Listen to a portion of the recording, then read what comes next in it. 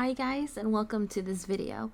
I decided I was going to dedicate a series to the anecdotes that sometimes get left behind. This is going to include a lot of lore, spoilers, and just, I got very emotional while reading the anecdotes, but it made me appreciate the characters even more. So I'm going to be reading A Pure White Heart, and we're going to start off with Zane. The legendary Dr. Zane. The office looms in front of John. To say he's nervous is an understatement. Since the beginning of his internship at ASUS Hospital, he has heard rumors about the chief of surgeon, Dr. Zane. They say he's an extremely cold person. He never talks to interns unless it's about work. If he finds out you made a mistake, he rips you a new one. On top of that, he never socializes with his colleagues outside of work. He lives at his office, and he doesn't have any friends. All he does is work, functioning like a surgical machine without a sliver of humanity. They also say Zane knows the best ways to get into your heart. Literally. He's the best cardiac surgeon in Lincoln City, and even more so in the medical field. That's why, despite being terrified of him, interns all hope to learn from him. John is one such intern. The moment he realized he was assigned to the division of cardiac surgery this week, he was so excited and nervous that he couldn't sleep for the past 2 days. He stands now with 2 dark circles under his eyes outside the office door. Opening the door, John is greeted by the sight of a spacious, neat office. Zane is eating his lunch at his desk, completely unperturbed. Other than eating, he occasionally pushes up his gold-rimmed glasses. Zane turns his head when John walks over. The mere movements fills John with excitement. Hello, Dr. Zane. I'm an intern in the division of cardiac surgery this week. I'm John. As he stumbles through the first few sentences, he realizes Zane looked at his computer, not him. John speaks faster, his name, school major, and how long he's been at the previous division. Dr. Zane would want him to condense everything within 1 minute. Zane says nothing. By the time John is done, he finishes his meal.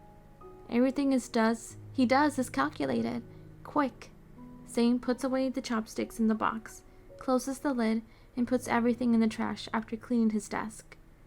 Then he wipes his hands with a wipe and uses a hand sanitizer. Picking up his access card, leaving his office, Zane finally speaks to John. The next surgery will involve cardiopulmonary bypass. Observe. Speak up if you have any questions. The operating room is quiet. Under the light, the patient's chest cavity is already open. Intubate. Aorta. Superior and inferior vena cava. Zane oversees the progress, guiding the first and second surgeon's assistants for upcoming tasks. Cardiopulmonary bypass. Administer the cryoplegia. The blood pumps steadily through the heart-lung machine. Within moments, the exposed heart stops beating. All right, let me do it. Zane takes over the first assistant's work once everything is stable. John stands the furthest away. He strains to see what Zane is doing, but he can't see anything. John is a little annoyed. He imagines it would be great if he could see Zane's surgical assistant. He could be Zane's surgical assistant. Not only could he witness the operation process up close, but he could also get Zane's guidance. But if he isn't good enough, he'll be reprimanded. John pales at the thought of being scolded by the doctor. The surgery is extraordinarily long. Standing in silence for a while is tiring for everyone except Zane and the first assistant, Grayson. It's Grayson who breaks the silence. What did you do in the operating room before, John? Startled, John knows the most stressful moment for all interns is upon him, being asked a question by someone higher in the hospital hierarchy. I worked with Dr. Lewis, hepatobiliary, and pulled the hooks during surgery. Grayson smiles. Dr. Lewis, huh? He's a great teacher. He invited us to his place for cow dung hot pot after an operation once. John has tried it before. Cow dung hot pot? That's the one where they mix a cow's half-digested stomach contents and bile, right? The nurse shudders. Half-digested food? Bile? Is that edible? And isn't the bile bitter? The moment Grayson opens his mouth, words start just stream out like a fountain. It's only a little bitter. It's quite nice when you eat it hot. Dr. Lewis didn't have any thought because he was called back to the hospital. Something about a student losing something in the lab. When the conversation becomes more and more lively, Zane suddenly speaks. Maybe they lost the gallbladder. Grayson's smile stiffens. Everyone straightens their posture. Their expressions more serious than the ones they've had if they were all yelled at. John can't decide if Zane is joining in on the fun or reminding everyone that they're working. All he knows is that his stomach is churning, and he can't help but think, this expert heart surgeon is truly terrifying. The next morning, 2 sets of mismatched footsteps echo down the hall. One is quick and heavy, while the other follows hurriedly. You didn't say much yesterday. I didn't expect you to be so lively. The moment they go upstairs, Grayson is bombarded with John's questions about Zane. It gives him a headache.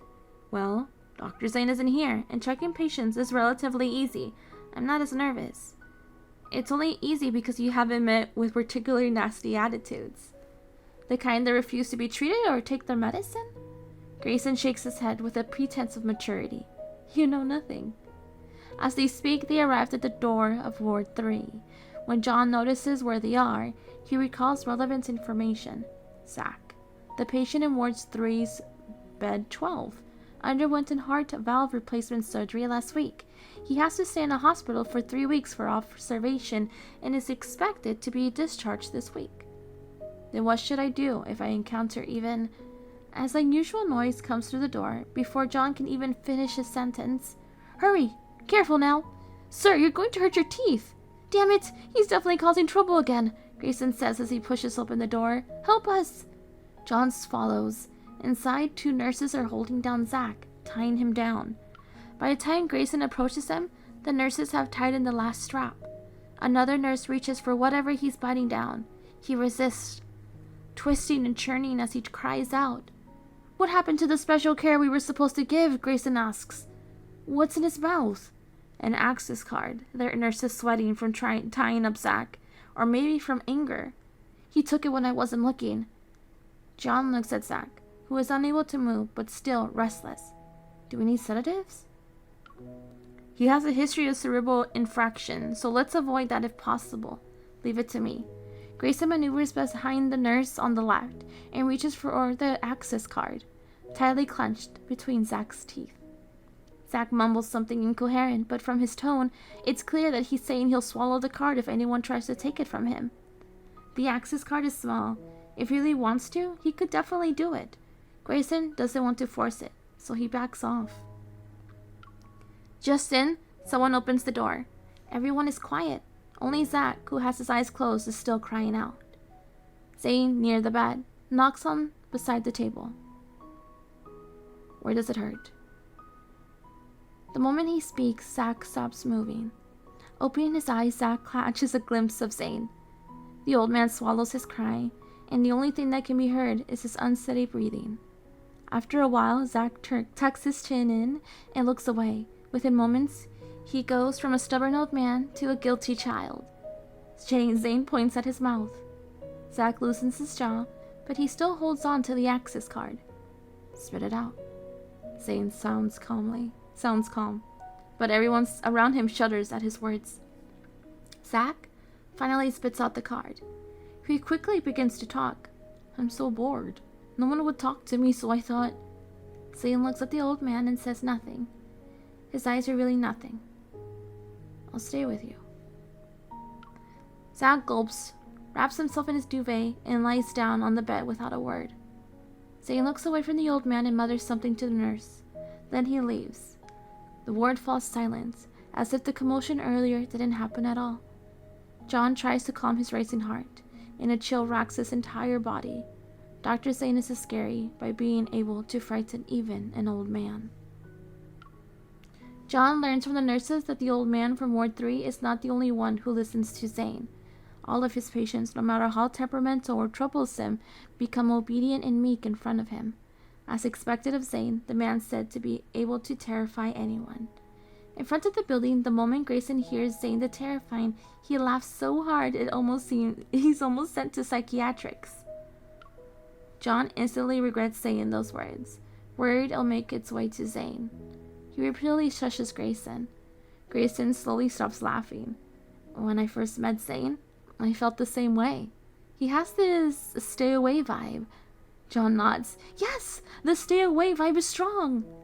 But Zane isn't that hard to get to know, Grayson says with a smile, patting John's shoulder. The sun shines on the garden. Most people on the grass are wearing hospital gowns or are trying to find a good spot to sit in the sun. John looks for Zach in the crowd. He heard from the other patients in Ward 3 that the old man got permission from the nurses to stretch his legs. After doing half a lap around the garden, John finally sees a familiar group of elderly people. He spots Zach at a stone table, his hand lifting and lowering from time to time. He's playing chess. John's view of his opponent is obscured by the bushes. He pushes to the other side, away from the bushes. The person playing chess with Zach is Zane, who wears normal, regular clothes. John's jaws drop. According to the schedule at the hospital, it's Zane's day off today. Zane only takes a day or two off every month, but here he is, spending his precious downtime playing chess with Zach. John doesn't approach and watches. Zach squeezes the piece in his hand, putting it down and picking it up again.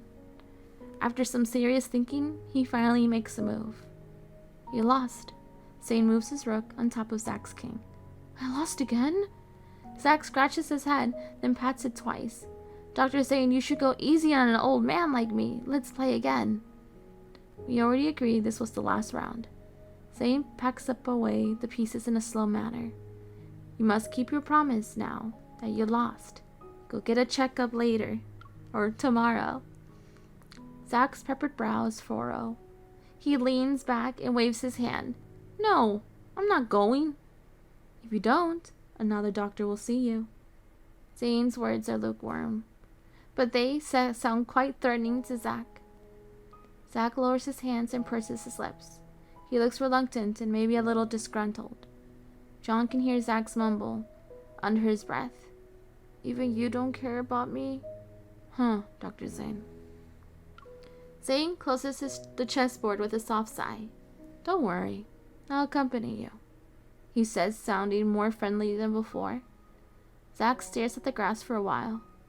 Okay then, he says quietly. But Zane isn't that hard to get to know. Grayson's voice rings in John's ears. Ever been to radiology? Most patients are accompanied by their families, but there are also a lot of lonely elders like Zach. Their family members only show up before the surgery. They sign some papers, confirm the surgery is successful, and then leave. The elderly are always alone during observation. They must feel sad seeing other patients with their families. That's why the care of nurses and doctors is important to them. Caring for them to the extent Zane does, though, it's rare.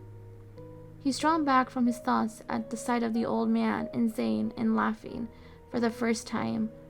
John doesn't feel Zane's coldness. It's almost as if it's been melted by the same sunlight that blankets the grass beneath them. At noon, John stands in front of Zane's office with Zach's report in hand. After knocking a few times, getting no response, he carefully pushes the half-closed door. Inside, Zane is leaning back against his chair. His eyes are closed, appearing to be asleep. John tiptoes to the office and places the report on the table. Zane doesn't move, nor does he open his eyes. Has the afternoon surgery started? Not yet. It's an hour away. You still have time to rest, John says quickly. Zane lets out a soft and sits up. Remember to check on bed 32, he says, as he wipes his brow. Okay. John has already memorized every patient in the hospital. Bed 32 is Jean, and they checked on her yesterday, but Zane continues. Call her family and tell them they must come with her to her examination tomorrow morning. Understood. John knows Jean's examination tomorrow includes an enhanced CT scan that requires a contrast agent. If they can't make it, you go with her. Right. John says after a pause. Zane notices John's brief hesitation. Is there a problem? He asks, glancing at him. John, no longer as scared of Zane as before, speaks, albeit still a little warily. Jean doesn't seem to trust me that much. Wouldn't it be a bit... Zane thinks for a bit. When I first started, I did a lot to earn the trust of my patients. They knew who actually cares about them. After a few beats of silence, John says, I understand. Every intern is prone to be influenced by powerful teachers. That's why, at this moment, John feels Zane's teachings have been ingrained into him. The next morning, as John is taking Jean back to the ward, his phone starts ringing. The caller ID, it's a nurse from the Division of Cardiac Surgery. The nurse speaks consciously through the phone. Zane's second assistant is unwell. John is to replace him immediately. The info takes John by surprise. He struggles to process this and is a little stunned. It isn't until he's changed into his lab coat does he truly realize he has the opportunity to be Zane's assistant. After confirming that he has properly put on his mask, cap, and shoes in the mirror, John sanitizes his hands and watches as the doors to the operating room slowly opens before him. Under the light, Zane stands by the operating table. Beside him, there's an empty spot where the second assistant should be. John can hardly believe it. He is actually allowed to stand there. It's a heart transplant surgery with a difficulty akin to walking on a tightrope on a cliff. Any small mistake could result in severe bleeding for the patient. John carefully observes and performs his assigned tasks, and when it comes to the crucial moment, he doesn't even dare to blink. He watches as Zane's hand skillfully manipulates the surgical tools, implanting the artificial heart, and completing the position of the other devices. Everything is ready, and the pump has been turned off. Now, all that is left is to wait for the heartbeat. 1, 2, 3. John holds his breath and focuses, silently continuing counting the seconds in his mind. It feels like a century. Then the data appears. The patient's heart beats once more. The artificial heart is working. Man deemed to be dying in the medical field is alive again. Although John had thorough understanding of his technique back in med school, he now realizes that the theory is no match for practice. This experience is surreal, leaving him in awe. He can't help but look at Zane, trying to find a similar excitement in the surgeon's eyes, but Zane simply announces the success of a surgery calmly. Then, he turns and walks away from the operating table. That's right. Dr. Zane should be used to this type of surgery by now. After leaving the operating room, John still can't help but want to talk to Zane. Before Zane can leave, John asks hesitantly, Dr. Zane, why did you call for me today? Zane continues washing his hands without even looking up. You needed to write a paper about this subject. John is taken back, his gratitude preventing him from fully expressing himself. He settles for a simple, thank you, Dr. Zane. As his time at the Division of Cardiac Surgery approaches its end, John is reluctant to leave.